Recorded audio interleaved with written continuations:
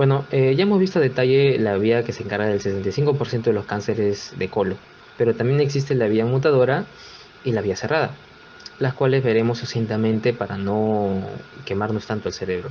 La vía mutadora explica el 15% de los casos de cáncer colorectales esporádicos. Ocurre en mayor proporción en el colon proximal o ascendente, no sigue una secuencia de mutaciones y se caracteriza por la mutación en regiones microsatélites, acompañado de estabilidad cromosómica, por lo que son pues tumores diploides. La inestabilidad de los microsatélites se refiere pues a las longitudes alteradas de secuencias cortas y repetidas de nucleótidos, o sea, de los microsatélites en el ADN tumoral. A ver, en sí, la inestabilidad de los microsatélites se refiere a alteraciones en los sistemas de reparación de errores de emparejamiento del ADN que se producen normalmente durante la replicación del ADN, que se da en la fase S del ciclo celular. Entonces, los genes que están involucrados justamente en esa reparación son el MLH1, la MH2, MSH6 y la PMS2 y otros más. Se dice que cuando hay una mutación germinal y que ocurre justamente en los casos de cáncer de colon no polipósico, se da mediante dos golpes. El primer golpe es la inestabilidad de los microsatélites y el segundo golpe es la pérdida de la heterocigosidad. Mientras que en los casos esporádicos se da por la hipermetilación del MLH1 como primer golpe. Todo ello ocurre eh, en sinergia y va a conducir a la inestabilidad tanto de la TGF-BIR, IGF-IR y VAX, que juntos le van a dar pues una resistencia a la célula de la apoptosis. Mientras que el gen supresor de tumores, PTEN, le va a dar la inmortalización y la malignización al tumor. También tenemos la vía cerrada. Esta representa el 20% de los casos de cáncer de colon esporádicos y se da por medio de dos vías. En una se muta el KRAS y en otra se muta el BRAF. La vía de mutación del BRAF se presenta más en el colon proximal, genera alteraciones en las vías RAS, RAF, MAPK que ya hemos visto, permitiendo la conversión de un pólipo hiperplásico no displásico a un adenoma sesila cerrado, que aumenta su grado de displasia por metilación de las islas CPG del ADN. A ver, las islas CPG son regiones del ADN promotoras de genes, donde hay una concentración elevada de pares de citocinas y de guaninas unidos mediante un fosfato. De ahí el nombre CPG. Estas regiones se encuentran desmetiladas normalmente, ¿no? Expresando genes. Pero si sufre una metilación en estas islas, eh, se va a silenciar, ¿ok? Dejando de expresar las proteínas de los genes, que están involucrados justamente en la reparación del ADN, y en este caso vendrían a ser los microsatélites. Así se facilita la progresión del adenocarcinoma. La otra vía mutadora es la del gen KRAS. Esta se presenta en menor proporción y genera un fenotipo de inestabilidad cromosómica. Aquí no hay metilación. No se conoce el precursor de esta vía, pero también genera alteraciones en las vías RAS, RAF y MAPK, y se ve en el 43% de los pólipos acerrados ricos en células caliciformes, en el 24% de los adenomas acerrados displásicos y en el 37,3% de los adenocarcinomas, contribuyendo a su malignización. Ahora veamos cómo se presenta macroscópicamente los adenocarcinomas. Y hay cuatro aspectos macroscópicos principalmente. El primero vendría a ser la masa nodular, usualmente sesile. Esta forma hace que, pues, que el adenocarcinoma se proyecte dentro del lumen y que pueda rodear al intestino. Se presenta en muchos casos ulceraciones en estos tipos de adenocarcinoma y que puede producir perforaciones y trayectos fistulosos. También provoca infecciones secundarias y se presenta más en el colon descendente y sigmoides. El otro es el escirro. ¿Qué es el escirro? Es un carcinoma de forma endurecido que por lo general tiene una superficie desigual al tacto y que produce una desmoplasia. ¿Qué es una desmoplasia? Es un fenómeno por el cual existe una colagenización del estroma de un tumor. El otro aspecto es el adenocarcinoma mucinoso. Este es de consistencia suave, gelatinoso y producto de la proliferación neoplástica de las células caliciformes. Y se da en el colon proximal predominantemente. El otro es el adenocarcinoma papilar. Este se caracteriza por ser suave y friable, ya que presenta un escaso estroma. Y si vemos la siguiente tabla, vamos a poder notar pues de que hay diferencias entre el colon proximal y el colon distal. El colon proximal representa desde el ciego hasta el ángulo esplénico, mientras que el colon distal desde el colon descendente hasta el recto. Según su morfología, el colon distal presenta un mayor número de células caliciformes. Aquello explicaría por qué se presentan muchos más casos de adenocarcinoma en la región del colon distal. Según el cariotipo, vemos que el colon proximal se presenta una diplopía, mientras que en el colon distal aneploidía. Es la inestabilidad genética. En el colon proximal hay una mayor presencia de inestabilidad de los microsatélites, mientras que en el colon distal hay una presencia más de inestabilidad cromosómica. ¿Qué quiere decir eso? De que en el colon proximal se presenta más la vía mutadora y en el colon distal se presenta más la vía supresora. Entonces, ahora entremos a la parte del grado de invasión. Y para explicarlo didácticamente, pues veamos que existen dos clasificaciones. La primera es la de Duques y la otra es de Kudo.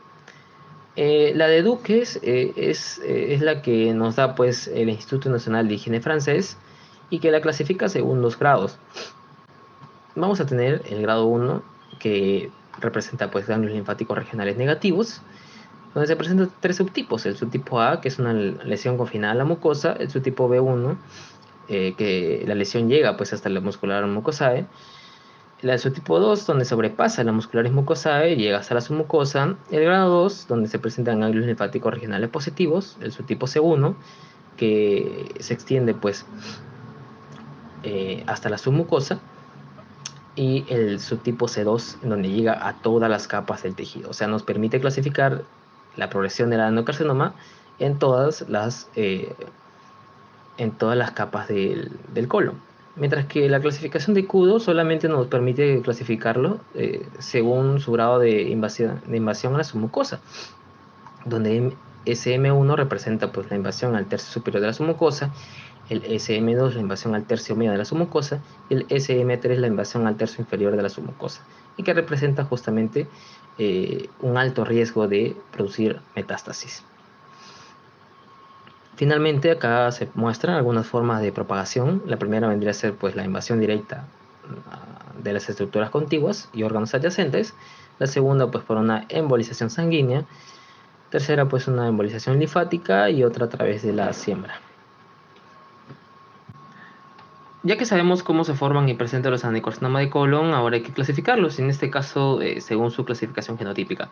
Para ello existe la clasificación hecha en el año 2007 por Yas GR, que los clasificó en 5 grupos, pero que en el año 2008 Onigo y Joel agregaron un grupo más. Y la clasificación fue según la estabilidad de los microsatélites, la inestabilidad de los microsatélites y el fenotipo molecular. En el grupo 1 hay presencia de inestabilidad de los microsatélites alta y fenotipo molecular alto. El gen BRAF se encuentra mutado y se asocia con un buen pronóstico. En el grupo 2 hay presencia de inestabilidad de los microsatélites alta, fenotipo molecular bajo, 0, y aquí se encuentra incluido pues el síndrome de Leach. También se presenta más en el colon derecho y como vemos hay mutación en el gen RAS. En el grupo T hay presencia de inestabilidad de microsatélites baja, estabilidad de los microsatélites y fenotipo molecular alto. Se asocia con un mal pronóstico en mujeres ancianas y se localiza predominantemente, o sea, los pólipos se localizan predominantemente en el colon derecho. En el grupo 4 hay presencia de inestabilidad de los microsatélites baja y fenotipo molecular bajo y mutación en el gen KRAS. En el grupo 5 hay presencia de estabilidad de los microsatélites, fenotipo molecular bajo y mutación en el. Y en el grupo 6 hay presencia de estabilidad de los microsatélites baja, estabilidad de los microsatélites y fenotipo molecular cero. Y se asocia con una localización predominantemente en el colon distal e inestabilidad cromosómica alta. Histopatológicamente veremos que en el grupo 1 las células están pobremente diferenciadas, hay una reacción linfocitaria y presencia de células en anillo de sello y también tumores mucinosos. En el grupo 2 hay una reacción linfocitaria y características mucinosas, y en el grupo 3 hay presencia de células pobremente diferenciadas con células en anillo de sello. Ahora veamos algunos de los aspectos histopatológicos. Y ya llegado a este punto, pues tengo que hacerles recordar algunos componentes básicos que se encuentran en cada capa. En la mucosa vamos a encontrar un epitelio cilíndrico simple con células caliciformes que se vaginan formando pues las glándulas intestinales. En la lámina propia vamos a ver que está compuesta pues, de un tejido conectivo laxo con nódulos linfáticos, fibroblastos, leucocitos y pequeños vasos linfáticos que van a drenar a la muscular de la mucosa y luego a la submucosa y finalmente pues a la muscular externa donde van a abandonar el intestino. La otra subcapa pues de la mucosa vendría a ser la muscular de la mucosa. Y debajo de esta encontramos la submucosa, que es un tejido conectivo denso regular, donde encontramos también tejido adiposo y algunos vasos sanguíneos. En la circular interna, en la capa muscular circular interna, vamos a ver que presenta estas formas verticales y la longitudinal externa formada por las tenes. También en la capa más externa vendría a ser la capa serosa. Bueno, ahora veamos algunos aspectos ya histopatológicos en sí. Y pues como se muestra en la diapositiva, ¿no? En la parte más izquierda se logra ver cómo se da esta diferenciación entre la capa mucosa normal y la mucosa ya pues con la presencia del adenocarcinoma, ¿no? En la capa mucosa puedo identificar muy bien cómo se disponen las criptas intestinales. Vemos que se presentan de un color claro debido a la gran presencia de células caliciformes. También yo puedo delimitarlas, ¿ok? Puedo fácilmente delimitarlas, al igual que se presentan en una gran cantidad. Y debajo de esta, pues, logro ver la muscular de la mucosa, que limita muy bien a la mucosa y a la submucosa. Vemos que está bien marcada, puedo identificarla fácilmente. Y la submucosa que también puedo identificarla, ¿no? Y que también puedo ver sus límites, ¿no? De la muscular de la mucosa y ya en la capa muscular. Por otro lado, acá se muestra ya el adenocarcinoma. Vemos cómo tanto las células de la mucosa como de la submucosa ya se encuentran con un grado de displasia elevado. Vemos a las células hipercromáticas, ¿okay?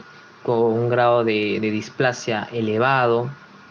También presentan pérdida de la diferenciación. Vemos como ya no se logra identificar a las células cilíndricas absortivas, ni tampoco se logra identificar a las células caliciformes, todas se ven irregulares, no hay una organización, se ha perdido la continuidad de la muscular de la mucosa, ha invadido toda la submucosa y parte de la muscular, y si utilizamos la clasificación que vimos hace un rato, podríamos decir de que esta es una, según la clasificación de Duques, vendría a ser una C2, y según bueno, C2 porque ha invadido y ha llegado a ser capa muscular, y según la clasificación de Kudo vendría a ser pues una SM3 porque ya ocupó toda la capa submucosa.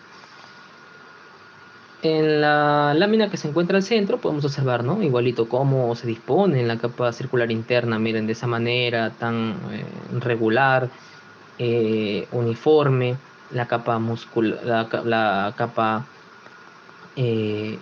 de la mucosa. También se logra diferenciar fácilmente la capa mucosa y vemos, ¿no? Cómo se presenta esta capa submucosa totalmente desorganizada. Se ha perdido la continuidad de la muscular de la mucosa, ha invadido ya toda la circular interna y ha llegado hasta inclusive hasta la capa serosa. podríamos decir, ¿no? De que según la clasificación de Kudo vendría a ser una C2, igual según la clasificación de Duque es una C2 y la de Kudo ya pues una SM3. Y la capa y la lámina que se encuentra en la derecha ya podemos observar, ¿no? Cómo se encuentra la mucosa normal, ya la mucosa tumoral, vemos cómo ha invadido igual toda la capa submucosa, se pierde la organización, células totalmente hipercromáticas, indiferenciadas y con una invasión según la clasificación de Duques. Bueno, no se logra ver muy bien acá, pero podríamos decir de que sería una B2 o una B1. Una B2, está bien, una B2 porque lleva la capa mucosa. Y la de Kudo vendría a ser pues una SM1 o 2. No se logra apreciar muy bien. Muy bien, ahora hablemos sobre los factores de riesgo que están involucrados en la aparición del cáncer de colon. El aumento de la edad es probablemente el factor de riesgo más importante para el cáncer de colon. En los pacientes menores de 40 años quizás no es muy probable la aparición del cáncer, pero el riesgo nunca llega a cero. En los pacientes que tienen entre 50 y 60 años, pues son los que más padecen de cáncer de colon y cáncer en general, ¿no? Y el riesgo pues de padecer cáncer se va duplicando con cada década, ¿no? A partir de los 60 años. Otro aspecto importante también son los antecedentes de cáncer de colon. Del 5 al 10% de los pacientes tratados con cáncer desarrollan un segundo tumor maligno, ¿no?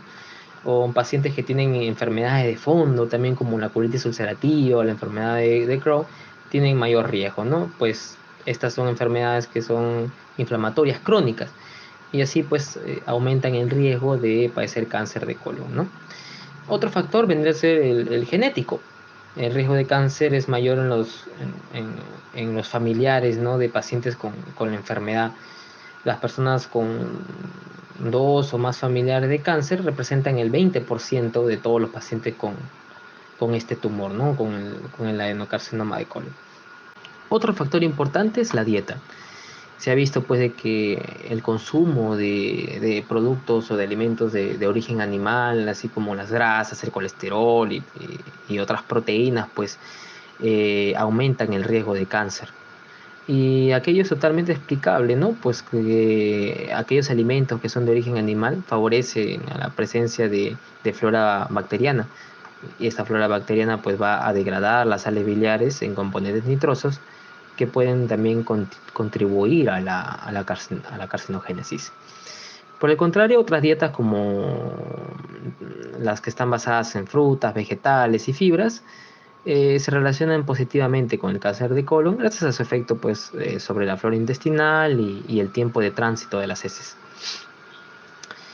Patrones dietéticos como el occidental que se basan en carnes rojas y productos procesados, así como productos lácteos ricos en grasa, comida rápida, cereales que son refinados, bebidas, alimentos dulces, también aumentan el riesgo de cáncer de colon. Y es más, el aumento de la ingesta de grasas junto con la ingesta de carnes generan una resistencia a la insulina y una mayor producción de ácidos biliares secundarios que facilitan también a la carcinogénesis, que lo expliqué hace un momento también.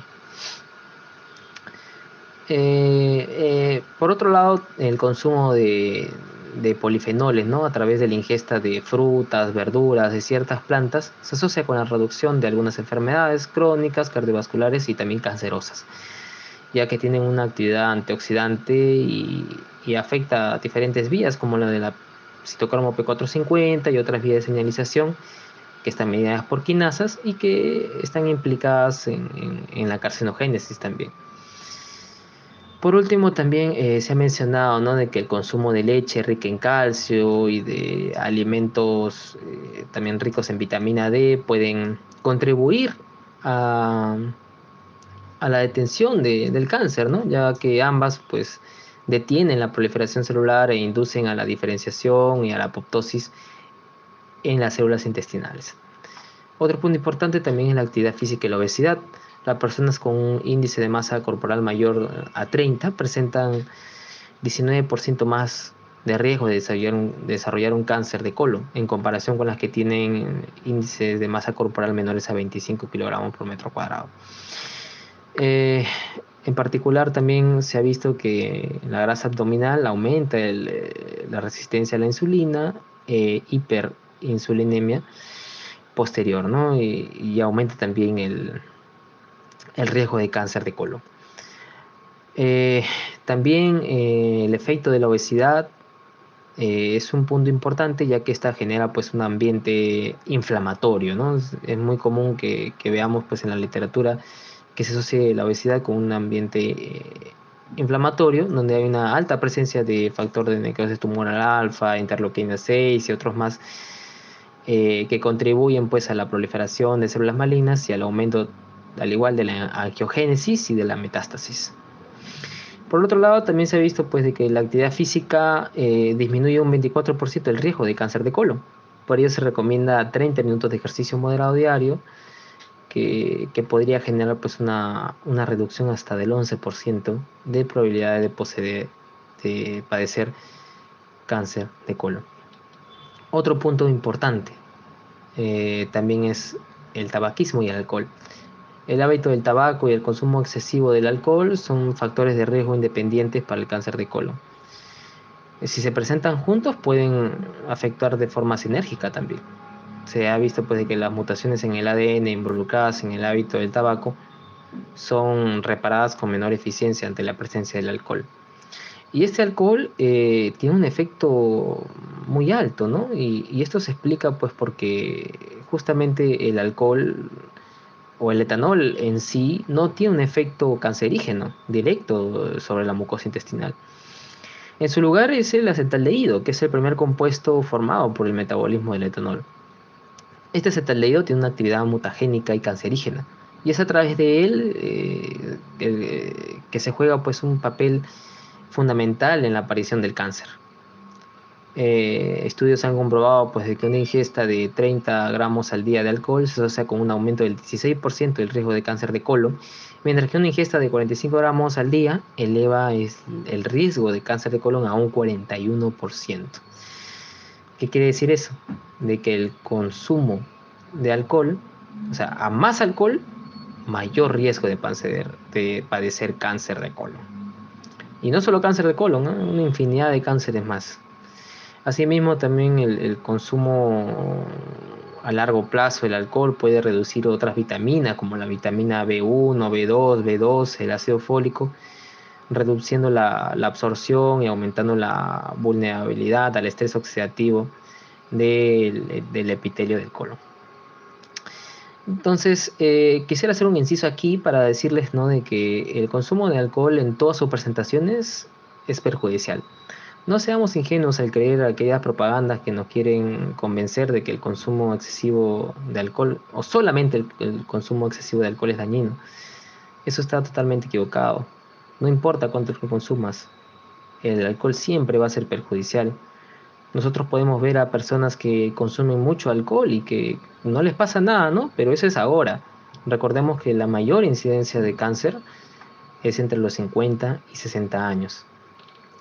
Ahora hablemos sobre los síntomas y el dolor abdominal vendría a ser el síntoma más común, ¿ok? Es el dolor abdominal. Se presenta en 44% de los casos. También el cambio en los hábitos intestinales o también la hematoquesia o melena, la pérdida, o sea, la debilidad y también la pérdida de peso involuntario, que se presenta en menor cantidad, pero también se puede presenciar. El diagnóstico y tratamiento principalmente es la colonoscopía. Podemos decir que la colonoscopía es el gol estándar, ¿okay? Es lo que siempre se realiza ante un paciente que tiene pues pólipos, ¿okay? A lo que sienten dolor, ¿no? Dolor abdominal, debilidad, como ya hemos visto, ¿no? Y en la descripción e identificación vemos que se pueden presentar pólipos en el intestino, aquí como el que mostré al principio, y también ya un tumor, ¿no? Ya un tumor. Lo que se procede a hacer después es la biopsia, los estudios histopatológicos para dar el diagnóstico definitivo, y si el pólipo es menor a 2 centímetros, se le puede realizar una polipectomía, ¿okay? Y ya se le hace un seguimiento al paciente. Y este seguimiento es muy importante. Y esto, justamente esta imagen que se encuentra al centro, que dice pues intestino con pólipo, me gustó mucho y la saqué de un estudio de caso realizado en una paciente de 84 años a la cual se le había hecho una colonoscopía en el año 2008, donde se le detectó un pequeño adenoma con displasia moderada. En ese momento se le realizó una polipectomía, pero 3 años después asistió a la consulta por un dolor abdominal en los hipocondrios y se identificó que en el hipocondrio, que se identificó que justamente padecía un adenocarcinoma invasivo de 2 centímetros en el colon ascendente. Y me pareció muy interesante, pues el autor hace una pequeña crítica sobre los controles y la identificación del carcinoma. Es muy importante de que no solamente se le haga pues una extracción, ¿no?, del pólipo, sino también de que se le esté avisando al paciente que vaya a sus controles y de hacer ese seguimiento, porque si no puede reaparecer y ser incluso peor de lo que se ha visto, ¿no? Y con respecto a los tratamientos, el principal es la polipectomía, pero también pues se ha visto que se ayuda esta polipectomía con quimioterapia, ¿ok? Y con otros agentes como por ejemplo los AINES, ¿no?, que habíamos visto también que ayudaban a reducir los efectos durante el progreso debido pues a la alteración en la vía de las ciclooxigenasas. Y bueno, ya por último, hablemos sobre la epidemiología. Y aquí podemos observar pues el ratio de incidencia de cáncer colorectal en el año 2020, tanto en hombres como mujeres, de 50 a 64 años por cada 100.000 habitantes. Este gráfico de aquí yo mismo lo creé, pueden ustedes crearlo pues en el Global Cancer Observatory, ahí lo pueden crear cada uno si quieren para poder observar cómo se distribuye el cáncer, ¿no? Y vemos pues justamente, como lo habíamos mencionado en un principio, que el cáncer se relaciona con los países que están más industrializados, ¿no?, como Estados Unidos, Canadá, Alaska y en otros países como Rusia, ¿no?, y también en los demás países de Europa. También se presenta en Australia y Nueva Zelanda, ¿no? Y vemos que en países no tan desarrollados como los países del continente africano, pues no presentan cáncer, ¿no? No presenta mucho cáncer. Y en Latinoamérica es muy poco también. Vemos que el Perú se encuentra ahí entre un estado intermedio, bajo, ¿no? Y en otros países como por ejemplo Brasil y Argentina ya se logra ver una mayor presencia, ¿no?, de estos cánceres, ¿no? Y debido pues al alto consumo de carnes, ¿no?, como es característico en el país argentino. Aquí observamos también lo mismo que habíamos visto, que se presenta mucho más en Brasil y en Argentina, ¿no? Y no tanto en Perú. Si bien no se presenta tanto, también hay que describir a los casos, ¿no? Y vemos que el cáncer de colon se presenta o se posiciona, ¿no?, en el sexto lugar de todos los cáncer que, que se presentan con mayor incidencia en Lima metropolitana, ¿no? Y vemos aquí también en la derecha cómo se ha ido progresando el cáncer, en este caso es el de las mujeres, el cáncer de colon ha ido aumentando hasta un 98%, y que este es en caso de las mujeres, ¿saben? En el caso de los hombres inclusive ha llegado hasta el 120%, y que podemos mencionar, ¿no?, de que el cáncer no para, el cáncer continúa y sigue su camino aumentando cada año. El otro gráfico que quiero mostrar es para identificar que hay una mayor presencia pues de este cáncer en hombres.